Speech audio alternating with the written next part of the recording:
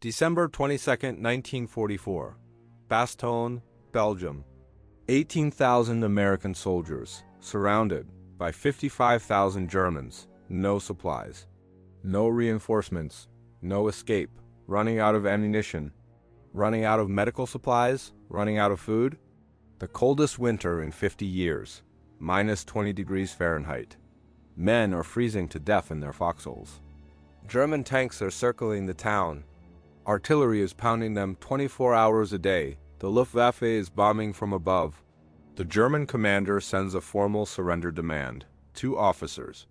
White flag, typed letter. The fortune of war is changing. Your resistance is pointless. Surrender or face total annihilation. The American commander reads it.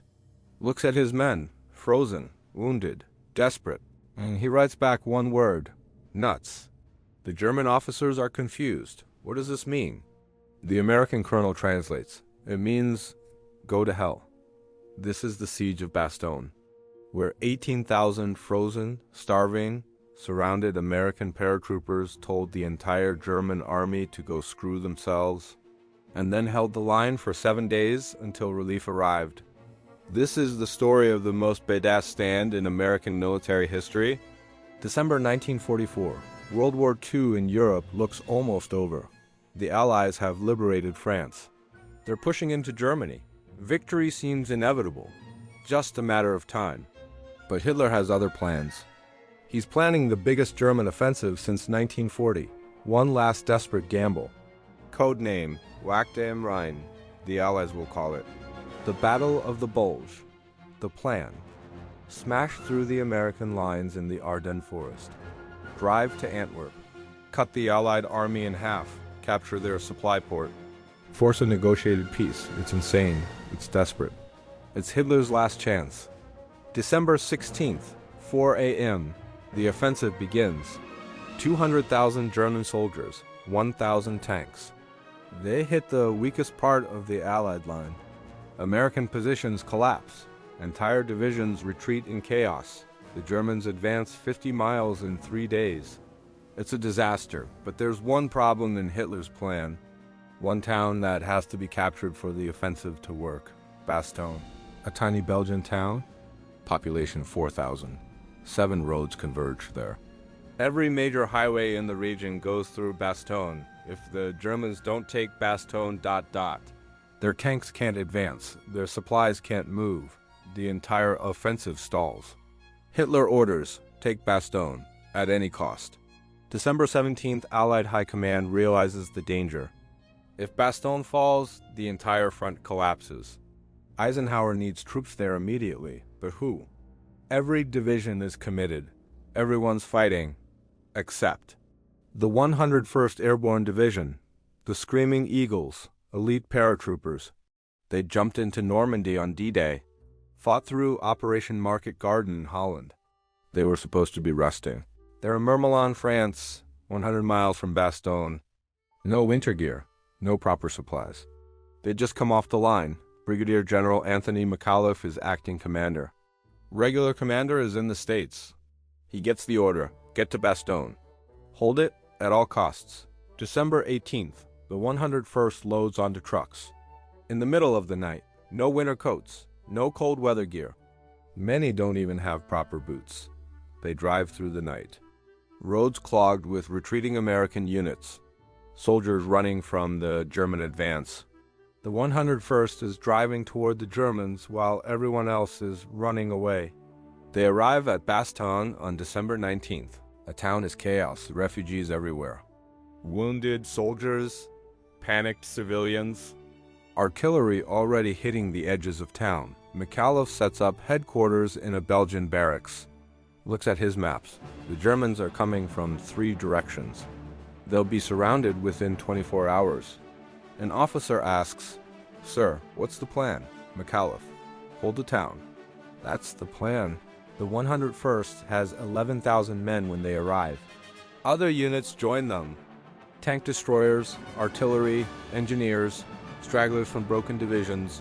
Total, about 18,000 men. They dig in around Bastogne, creating a defensive perimeter, 16 miles in diameter. But they have massive problems. Not enough ammunition, no winter clothing, it's minus 20 degrees, medical supplies running low, food for maybe 3 to 4 days.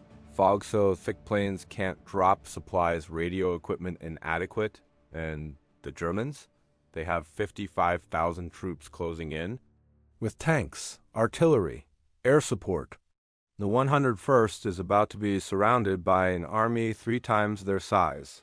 December 20th, the German ring closes. Bastogne is completely surrounded. No way in. No way out. The siege begins. December 20th to 21st, the Germans attack from all sides. But they're not just attacking. They're probing, testing the defenses, looking for weak points.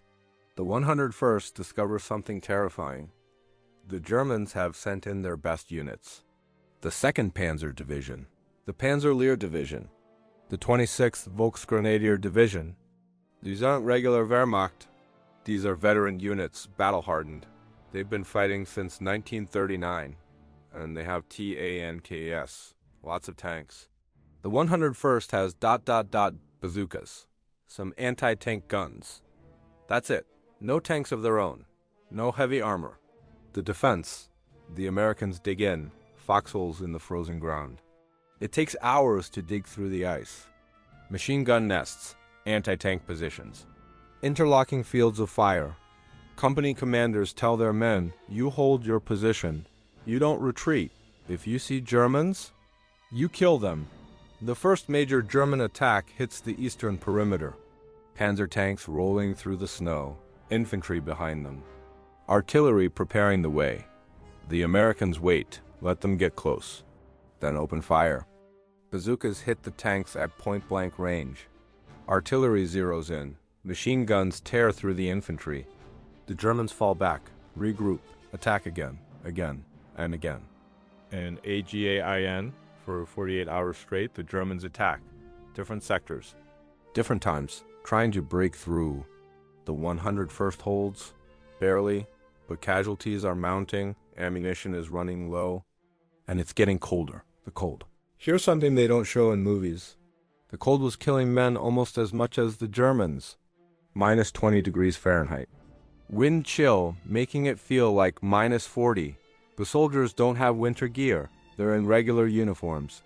Some are wearing summer uniforms because that's all they had. Men are getting frostbite, feet turning black, fingers freezing off. They can't feel their hands well enough to reload weapons. They can't feel their feet to walk properly. Some soldiers are found frozen to death in their foxholes. Died during the night, still at their posts. The medics are overwhelmed. Treating frostbite, gunshot wounds, shrapnel injuries. With dwindling supplies? The supply crisis. December 21st. They're running out of everything. Ammunition. Down to 10 rounds per rifle. Artillery shells critically low. Medical supplies almost gone. Doing surgeries without anesthesia. Using wine as antiseptic. Food. Down to 1 meal a day. Sometimes less. The wounded are lying in churches, cellars, any building with a roof. No heat. Minimal care. An officer reports to McAuliffe, "Sir, we need resupply. Badly. If we don't get supplies in 24 hours, we can't hold." McAuliffe looks at the sky. Fog. Thick soup. Planes can't fly. Can't drop supplies. He says, "We'll make do. We've held this long. We can hold longer." By December 21st, the 101st has held for 2 days, repelled dozens of attacks. The perimeter is intact, but they're exhausted, freezing, starving, running out of ammunition, and the Germans know it. December 22nd morning, 2 German officers approach under a white flag. They're carrying a typed letter, a formal surrender demand. And the Germans aren't asking thusly. December 22nd, 11:30 a.m. 2 German officers, Major Wagner and Captain Hellman, carrying a white flag. They're blindfolded and brought to an American outpost. They hand over a letter, typed, formal, in English. It reads, "To the USA commander of the encircled town of Bastogne. The fortune of war is changing." This time, the USA forces in and near Bastogne have been encircled by strong German armored units.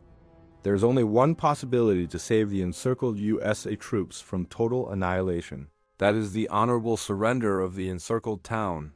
If this proposal should be rejected, 1 German artillery corps and 6 heavy AA battalions are ready to annihilate the USA troops in and near Bastogne.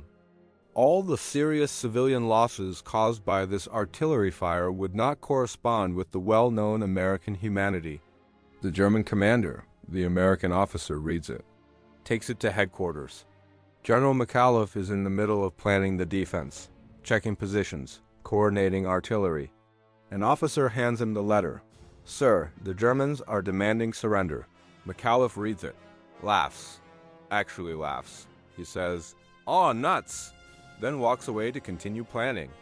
The staff officers look at each other. One says, "Sir, what should we tell them?" McAuliffe stops, thinks.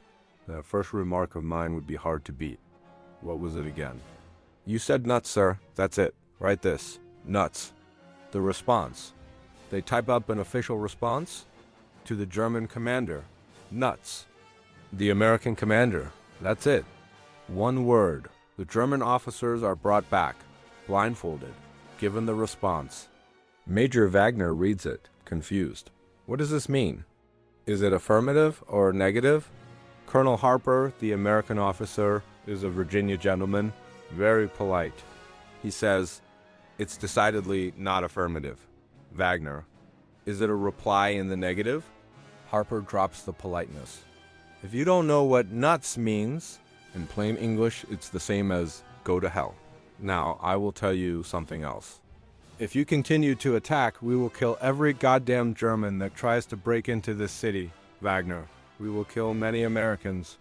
This is war. Harper, on your way, bud, and good luck to you." The German officers leave, stunned. Word spreads through the American lines. The old man told the Krauts to go to hell. Morale skyrockets. These men are freezing, starving, surrounded. But their general just told 55,000 Germans to screw off with one word. The story spreads. Gets radioed to other units. Makes it to headquarters in France. Eisenhower hears about it. Patton hears about it. Every American soldier in Europe hears about it. Nuts! It becomes a rallying cry. A legend. The moment that defines the siege. But here's the thing. The Germans weren't bluffing about the artillery. December 22nd afternoon. The Germans are furious. They've been told to go to hell. Now they're going to prove they can annihilate Bastogne. The bombardment begins. December 22nd, 2 p.m. The German artillery opens up. Not a normal bombardment. This is everything they have. Every gun, every caliber, all at once. 88 millimeters, 105 millimeters, 150 millimeters. Even railway guns, hundreds of shells per minute. Hitting Bastogne from all sides. Buildings collapse. Streets are cratered. Fires break out. The civilians are hiding in basements, churches, anywhere with a roof.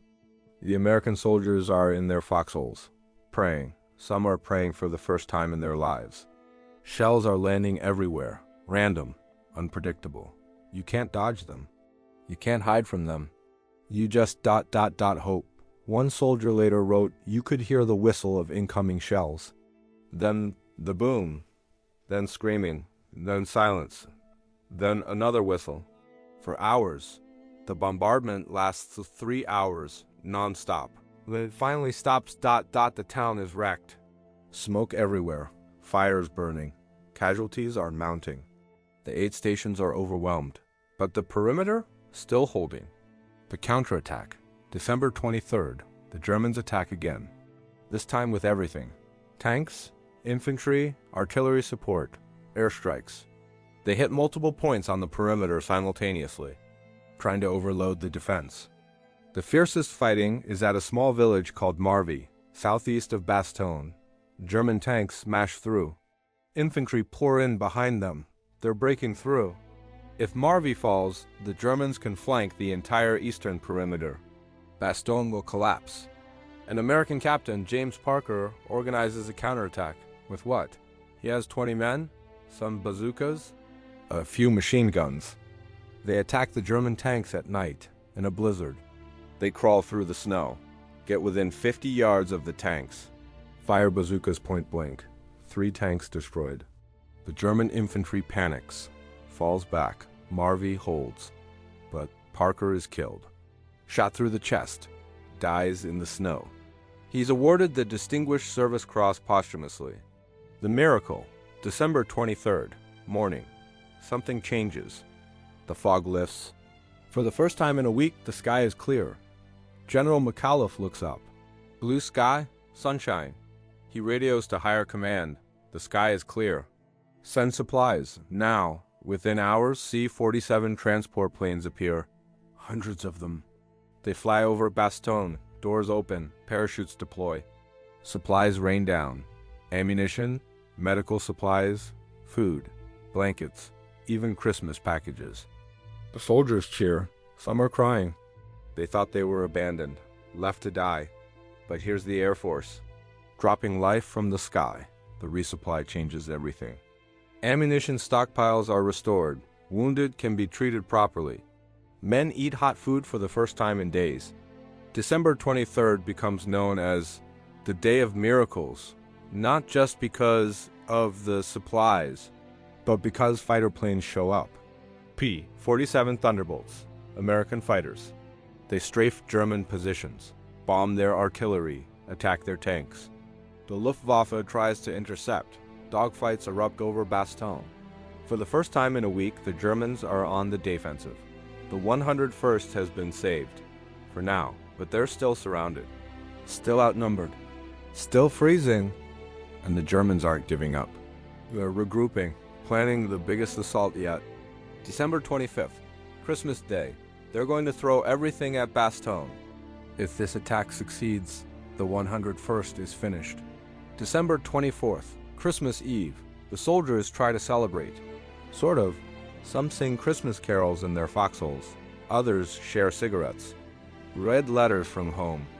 Chaplains hold services in damaged churches. Men pray for themselves, for their buddies, for their families. An officer distributes the Christmas packages that were airdropped. Cookies from home, candy, letters. Some men cry reading letters from their kids, their wives, knowing they might die tomorrow. General McAuliffe writes a Christmas message to his troops. Merry Christmas. What's merry about all this, you ask? We're fighting, it's cold, we aren't home. But we have stopped cold everything that has been thrown at us from the north, east, south, and west. Allied troops are counterattacking in force. We continue to hold Bastogne. By holding Bastogne, we assure the success of the Allied armies. We are giving our country and our loved ones at home a worthy Christmas present, and being privileged to take part in this gallant feat of arms, are truly making for ourselves a Merry Christmas. The message is distributed. Men read it. Some laugh bitterly. Merry Christmas in a frozen foxhole, but others are inspired. They're part of something bigger, something that matters. December 25th, 5:30 a.m., Christmas morning. The German artillery opens up, heavier than ever before. Then tanks, dozens of them. Panzer IVs, Panthers, they're coming from the northwest. Behind them, infantry, hundreds of soldiers. This is the big push, the Christmas assault. The Germans hit the village of Champs, northwest perimeter. American positions are overrun. Germans break through. They're pushing toward Bastogne itself. If they break the perimeter here, they can roll up the entire defense. Bastogne falls. McAuliffe commits his reserves.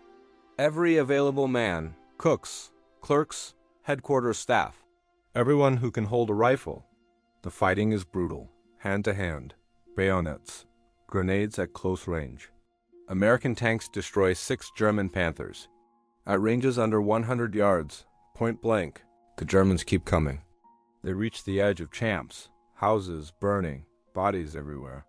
An American lieutenant with 15 men holds a road junction for 6 hours. They're the only thing stopping the Germans from breaking through. 13 of his men are killed or wounded. He's shot twice, refuses evacuation, keeps fighting. Finally, American reinforcements arrive. Tank destroyers. They hit the German tanks from the flank. The German attack stalls, then breaks. They retreat. Champs holds, December 25th afternoon. The Germans pull back. They've thrown everything at Bastogne, everything, and they still can't break through. The 101st has held for 6 days, against impossible odds, but casualties are devastating. Over 1,000 men killed or wounded, medical supplies running out again. The question everyone's asking, how much longer can we hold? But something is happening outside the perimeter. Something the Germans don't know about. General George S. Patton is coming with an entire army, and he's promised to reach Bastogne in 48 hours. An impossible promise, but it's Patton. He doesn't do impossible. He does miracles. December 19th, before Bastogne was even surrounded, General Patton was in Luxembourg. His Third Army was attacking east, toward Germany. Eisenhower calls him, "George, I need you to disengage. Turn your entire army 90 degrees north. Relieve Bastogne." Patton, when? Eisenhower, can you attack in 3 days? Everyone in the room thinks this is impossible. Turn an entire army? 3 full divisions? 100,000 men? In 3 days? In winter? Impossible. Patton, I can attack in 48 hours. Eisenhower thinks he's joking. George, be serious. Patton, I am serious. My staff has already planned 3 contingencies. I'll execute the northern option. 4th Armored Division will lead. We'll reach Bastogne in 48 hours, December 22nd. Patton's Third Army attacks north, through a blizzard. The 4th Armored Division is in the lead. Commanded by Major General Hugh Gaffey. Their mission, punch through German lines, reach Bastogne, break the siege. But they have to fight through 50 miles of German-held territory in the worst winter weather in decades. The breakthrough attempt, December 22nd to 25th. The 4th Armored attacks, again and again. And again, they're hitting veteran German units. Dug in, fortified positions, anti-tank guns everywhere. The fighting is savage. American Sherman tanks versus German Panthers and Tigers. In close terrain, villages, forests. The Americans are losing tanks, fast, but they keep pushing. One battle, Bougainville. The 4th Armored attacks a fortified village, 6 times. 6 times they're thrown back. Finally, on the 7th attack, they break through, but they've lost 20 tanks doing it. December 26th, the 4th Armored is 10 miles from Bastogne, but they're stuck. Massive German counterattack. They're taking casualties, can't advance. Patton is furious. He radios, "Get moving." Those men in Bastogne are dying. Lieutenant Colonel Creighton Abrams, yes, that Abrams, the tank is named after him, takes command of the lead element. He says, "Screw the flanks. We're going straight through." He forms a column, tanks in front, infantry following. And he charges, straight down the road, to hell with tactics. To hell with flanks, speed, aggression, violence. German positions fire at them. They fire back and keep moving. They smash through roadblocks, overrun positions, don't stop. The breakthrough, December 26th, 4:45 p.m. Lieutenant Charles Bogus, commanding the lead tank, sees something ahead. American soldiers, waving, cheering. He radios, "Come on in." This is it. His tank crosses into the Bastogne perimeter. The siege is broken. Soldiers are screaming, cheering, crying, hugging each other.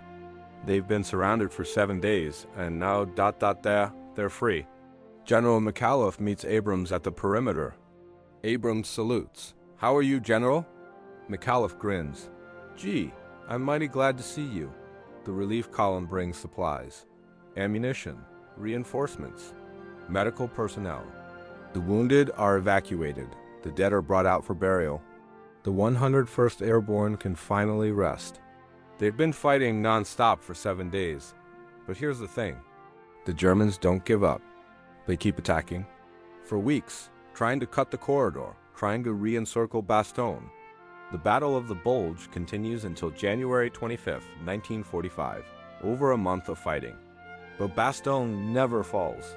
The 101st never breaks. But what was the cost? What did this stand mean? And why does it matter 80 years later? The Siege of Bastogne, December 20th to 27th, 1944. 7 days. The 101st Airborne suffered 482 killed, 2,449 wounded, 107 missing, nearly 3,000 casualties. Out of 11,000 men, almost 30% casualties. The other units defending Bastogne, similar numbers.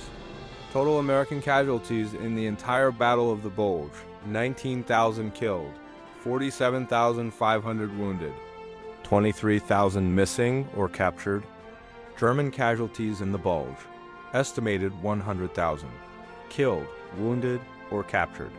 Hitler's last gamble had failed. The offensive collapsed. Germany lost divisions it could never replace. The war in Europe would end 4 months later. May 1945, the individuals, General Anthony McAuliffe became a legend. Nuts became part of American military culture. He went on to command the 103rd Infantry Division, retired as a 4-star general, died in 1975, but he always said, "I didn't do anything special." Those men in the foxholes did everything. Many of the soldiers who held Bastogne didn't make it home. Lieutenant Parker, who held Marvy with 20 men, killed, hundreds of others, names forgotten, buried in military cemeteries in Belgium and Luxembourg. Some of the survivors carried Bastogne with them for life. Frostbite injuries, amputations, PTSD, though they didn't call it that in 1944. One veteran said in an interview 60 years later, "I still can't handle the cold. I live in Florida now. I'll never be cold again." The town, Bastogne itself, was devastated. 80% of buildings damaged or destroyed. But the Belgian people never forgot what the Americans did. Every year, December 16th, they hold a ceremony. Nuts Weekend, celebrating the siege. Thousands of people, dressed in WW2 uniforms, reenacting the battle, honoring the fallen. There was a massive memorial outside Bastogne, the Mardassin Memorial, shape of a 5-pointed star. Names of all American units that fought there. Tourists visit every day, stand in the frozen fields. Try to imagine what those men endured. Bastogne proved something. Americans don't quit, even when surrounded, even when freezing, even when outgunned. They hold the line. Every military academy teaches Bastogne as an example of defensive warfare, of leadership under pressure, of soldiers refusing to give up. And nuts became a symbol of American defiance. It's taught in leadership courses, referenced in military culture. It's the moment an American general looked at impossible odds and said, "Go to hell." But why did Bastogne matter so much? What made this siege different from every other battle? Here's why Bastogne matters. If Bastogne had fallen on December 22nd like the Germans expected, Hitler's offensive would have worked.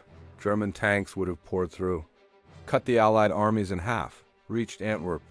The war in Europe would have been extended, maybe by months, maybe longer.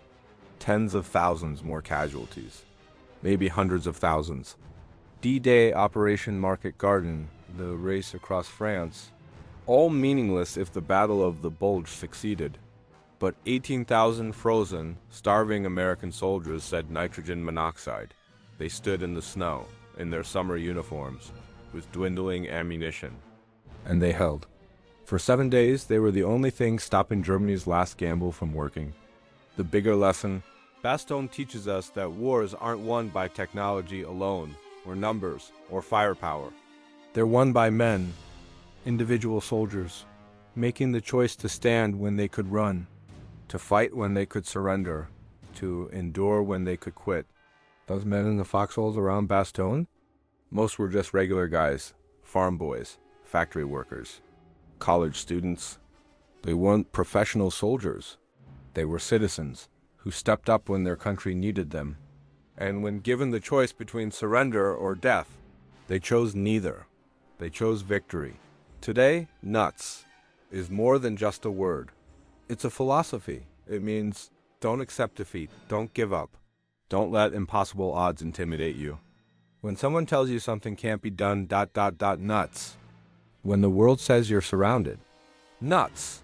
When the enemy demands surrender, nuts. It's the spirit that won World War II, the spirit that defended freedom, the spirit that changed history. And it all happened in a frozen Belgian town, where 18,000 men refused to quit. Today, there's a museum in Bastogne, the Bastogne War Museum. It tells the story of the siege. You can walk the defensive perimeter, stand in reconstructed foxholes, see the town as it was in 1944, and every winter, when the snow falls, you can almost hear them. The soldiers in their holes, freezing, starving, surrounded, but standing, always standing. Because 80 years ago, in the coldest winter of the century, surrounded by an enemy that wanted them dead, American soldiers were given a choice: surrender or fight. And they answered with one word: nuts. This was the siege of Bastogne, the stand that saved the Battle of the Bulge, the moment American soldiers told the German army to go to hell, the 7 days that changed the war.